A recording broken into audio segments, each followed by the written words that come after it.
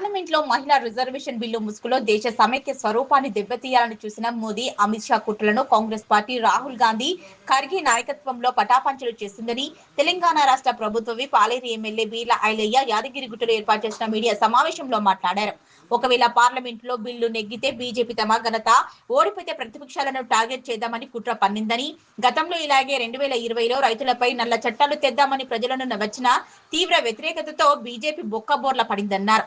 తెలంగాణ రాష్ట్రం తరపున దక్షిణాది రాష్ట్రాల ఐక్యత కోసం కృషి చేస్తున్న రేవంత్ రెడ్డికి మనస్ఫూర్తిగా ధన్యవాదాలు తెలియజేశారు. 2024లో రాజ్యాంగాన్ని మార్చి రిజర్వేషన్లు ఎత్తివేద్దామని, బలహీన వర్గాలను దెబ్బతీయాలని కుట్ర పన్నిందని, దేశంలో కాంగ్రెస్ పార్టీ రాహుల్ గాంధీ ఉన్నంత వరకు బీజేపీ ఆటలు సాగవని, మోదీకి కౌంటౌన్ మొదలైందన్నారు. దక్షిణాది రాష్ట్రాలకు మోదీ అన్యాయం చేయాలని చూస్తుంటే రాహుల్ గాంధీ, మన ముఖ్యమంత్రి రేవంత్ రెడ్డి గట్టిగా నిలబడి ఈరోజు బిల్లును అడ్డుకోవడం గొప్ప విషయమని, ఇప్పుడున్న 543 సీట్లలోనే మహిళా రిజర్వేషన్ అమలు చేస్తే కాంగ్రెస్ పార్టీ మద్దతిస్తుందని, బీజేపీ పార్టీ ప్రవేశపెట్టిన 3 బిల్లుల్లో మహిళలకు అంశమే లేదన్నారు.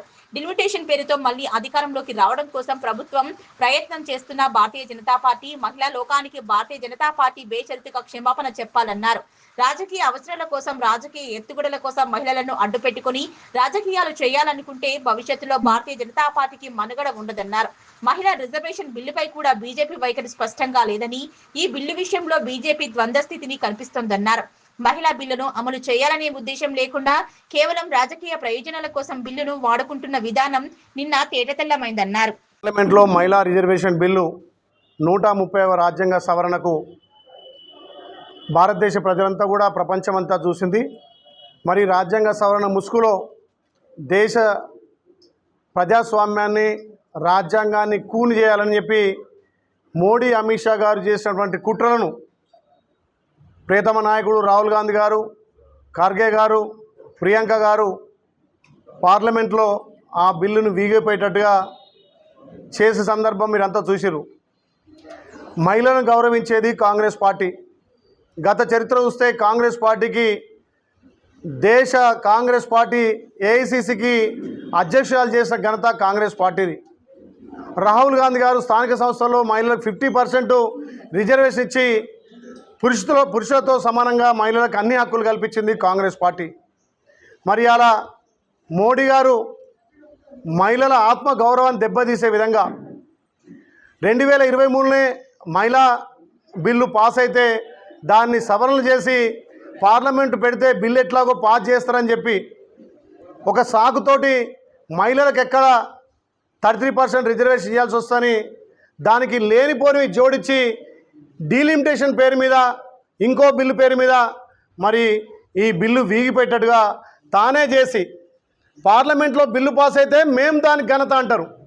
మరి నువ్వు అక్రమంగా కొన్ని చట్టాలను చేసి దక్షిణాది రాష్ట్రాలను ఇబ్బంది పెట్టి దక్షిణాది రాష్ట్రాల రాజకీయ ప్రాధాన్యత తగ్గించడానికి చూసినావు కాబట్టే ఇవాళ బిల్లు వీగిపోయిన కథనాన్ని భారతదేశ ప్రజలు చూసినారు.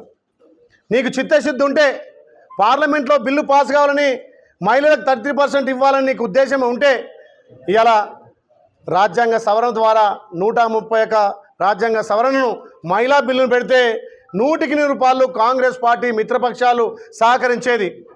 అంటున్నావు మరి ఇలా తెలంగాణ కానీ, ఆంధ్ర కానీ, ఇక్కడ కేరళ కానీ 20 సీట్లు ఉంటే మాకు పెరిగేది 30 సీట్లు. మరి మీ యూపీ అక్కడ ఉన్నటువంటి పెద్ద రాష్ట్రాలకు 80 ఉంటే 120 పెరుగుతాయి. మరి ఇక్కడ 30కి 90కి అంతర్యానం ఎంత గ్యాప్ ఉందో మీరు ఆలోచన చేయాలి. అంటే చిన్న రాష్ట్రాలను అనగదొక్కాలి. ఈ రాష్ట్రాలకు రాజకీయంగా ఎదుగుదల ఉండద్దు.